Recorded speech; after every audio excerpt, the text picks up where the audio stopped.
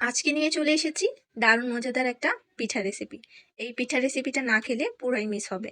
চলুন দেখিয়ে দিচ্ছি। এখানে আমি 1.5 কাপের মতো আতপ চাল নিয়ে নিয়েছি, যেটাকে আমি 30 মিনিটের মতো ভিজিয়ে রেখেছিলাম। দেখুন একদম নরম হয়ে গেছে। এভাবে টিপ দিলে কিন্তু ভেঙে যাচ্ছে। যাদের হাতে সময় নেই তারা হালকা কুসুম গরম পানিতে 15 মিনিটের মতো ভিজিয়ে রাখলেই চলবে। তো চালটা আপনারা আপনাদের ইচ্ছা মতো মানে পরিমাণ মতো নিয়ে নেবেন। এখানে এই আতপ চালটা কিন্তু নিতেই হবে। আতপ চাল ছাড়া কিন্তু এই পিঠাটা একদমই হবে না পারফেক্ট। আর এটাকে খুব সুন্দর করে একটু ভিজিয়ে নিতে হবে। এই পর্যায়ে আমি একটা ব্লেন্ডার জার নিয়ে নিয়েছি। চালটাকে কিন্তু 2 থেকে 3 বার ভালো করে ওয়াশ করে নেবেন। আর এখন এই চালটা আমি ব্লেন্ডার জারে দিয়ে দিচ্ছি। আপনারা যদি চান এটা শিলপাটাতেও বেটে নিতে পারেন। তো সবগুলো চাল দিয়ে দেওয়ার পর এখানে আমি 1 কাপ, এই কাপটা দিয়ে মেজারমেন্ট কাপটা দিয়েই আমি 1 কাপ চাল নিয়ে নিয়েছি, 1.5 কাপ সরি। তো আপনারা অবশ্যই মেজারমেন্ট ব্যবহার করলে পরিমাপটা ঠিক পাবেন। 1 কাপের মতো আমি নারকেল কোড়া দিয়েছি, কিছুটা কম লাগছিল তো আরও সামান্য অ্যাড করেছি। এখন দিয়ে দিচ্ছি 3টার মতো এলাচ, আর দিচ্ছি 1 চা চামচের মতো মৌরি। এই মশলাগুলো অ্যাড করতে চেষ্টা করবেন খুব সুন্দর একটা ফ্লেভারের জন্য। এখন দিয়ে দিচ্ছি 1 কাপ পানি। এখন এটা দিয়ে আমি এটাকে সুন্দর করে একটা ব্লেন্ডার করে নিয়ে আসবো। তো ব্লেন্ড করে নিয়ে চলে এসেছি, দেখিয়ে দিচ্ছি। দেখুন কি ধরনের মিহিটা হয়েছে, আমি একটু দেখিয়ে দিচ্ছি। হাতে নিলে একদম যাতে দানা দানা না থাকে এরকম পারফেক্টলি একটা ব্লেন্ড করে নিয়ে আসতে হবে। তো আমি এখন এটাকে ঢেলে একটা বাটিতে নিয়ে নিচ্ছি। তো সম্পূর্ণটা আমি ঢেলে নিচ্ছি। আপনারা পরিবারের মাপ অনুযায়ী চালটা কম বেশি করে নেবেন। তো একটা বাটিতে ঢেলে দেওয়ার পর আমি আরও 1/2 কাপের মতো পানি এখানে অ্যাড করেছি ব্লেন্ডার জারটা ধুয়ে। এই পিঠে বানানোর জন্য ব্যাটারটা কিন্তু একদমই পাতলা তৈরি করতে হবে। তো আরও 1/2 কাপ পানি অ্যাড করার পর এটাকে আমি খুব সুন্দর করে একটু নেড়েচেড়ে মিশিয়ে নেব। আর এই মেশানোটা খুবই সুন্দর করে পারফেক্টলি করতে হবে। এটাতে কিন্তু একদমই তাড়াহুড়া করা যাবে না। ব্যাটারটা কিন্তু আমি অনেকটা সময় নিয়ে ব্লেন্ড করে নিয়েছি, মানে হাতের সাহায্যে বিট করে নিয়েছি।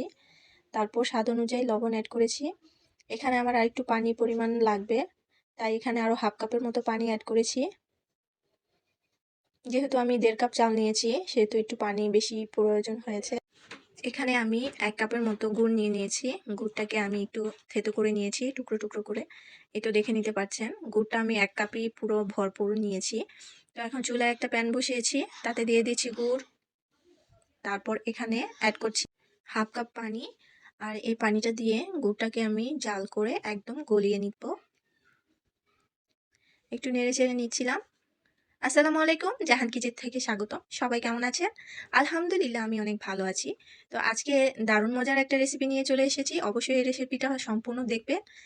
আর অবশ্যই লাইক করে কমেন্ট করে পাশে থাকবেন, শেয়ার করবেন, সাবস্ক্রাইব করবেন। তো কথা বলতে বলতে দেখুন গুড়টা কিন্তু অলরেডি অনেকটাই গলে গেছে। আর এই গুড়টাকে গলিয়ে একদম শিরা তৈরি করার মতো আঠালো তার তৈরি করার মতো কিছুই লাগবে না। জাস্ট একটু গলা অবধি আমি এটা চুলাতে রেখেছি। এখন নামিয়ে নেব। এখানে 1/2 কাপ পানিতে কিন্তু দেখুন গুড়টা আমি গলিয়ে নিয়েছি। এখন এটাকে কিন্তু নেড়ে চেড়ে আমি একটু ঠান্ডা করব।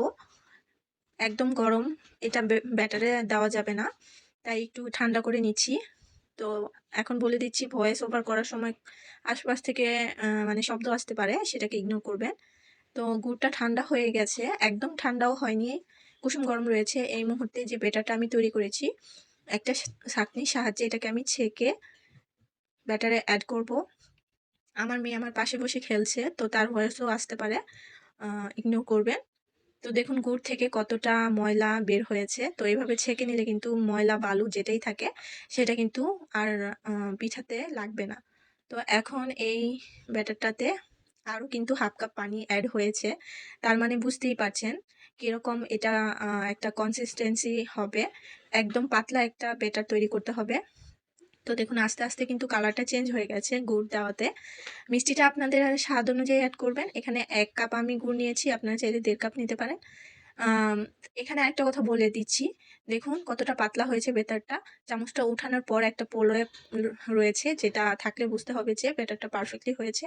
নেড়ে চেড়েও দেখিয়ে দিলাম। আর যেটা বলতে নিয়েছি, কারণ এই পিঠাটা যখন ঠান্ডা হবে তৈরি করার পর এটার মিষ্টিটা কিন্তু অনেকটা বেড়ে যাবে, তাই মিষ্টিটা কম বেশি করে দেওয়ার চেষ্টা করবেন। এই মুহূর্তে আমি যেটা অ্যাড করেছি সেটা হচ্ছে হাফ চা চামচ বেকিং সোডা। আর এই বেকিং সোডাটা কিন্তু একদম বেশি অ্যাড করা যাবে না, হাফ চা চামচ অ্যাড করবেন। মানে আপনারা চালটা যে পরিমাণ নিয়েছেন সেই পরিমাণ হিসাব করে। তো এই বেকিং সোডাটা অ্যাড করার পর খেয়াল রাখবেন যাতে এই ব্যাটারটা রেস্টে না থাকে, সাথে সাথে কিন্তু পিঠাটা তৈরি করে নিতে হবে। তো আমি চুলাতে একটা প্যান বসিয়েছি, দেখুন এই ধরনের। আমার প্যানটা একটু বেশি ছোট হয়ে গিয়েছিল, যাই হোক পিঠাটা কিন্তু দারুণ হয়েছিল। প্যানটা গরম করে নেওয়ার পর এখানে আমি 1 টেবিল চামচ ঘি দিয়ে দিয়েছি। ঘিটা আমার গলানো ছিল না, তাই 1 টেবিল চামচ দিয়েছি। আর যদি গলানো থাকে তাহলে কিন্তু আপনারা 1.5 টেবিল চামচ অ্যাড করবেন। তো এখন ঘিটা গলে যাওয়ার পর সামান্য কিছু নারিকেল আমি কুচি করে কেটে নিয়েছি, সেটা অ্যাড করছি। দিয়ে দিচ্ছি কিশমিশ। আপনারা চাইলে বাদাম, কাজু বাদাম, কাঠবাদাম, পেস্তা বাদাম, বিভিন্ন বাদাম অ্যাড করতে পারেন। তো আমি এই দুটো দিয়ে তৈরি করব। এটা এখন নেড়ে চেড়ে একটু ভেজে নেব ঘিয়ের মধ্যে। সুন্দর একটা কালার আসা অবধি একটু ভেজে নিলেই হয়ে যাবে।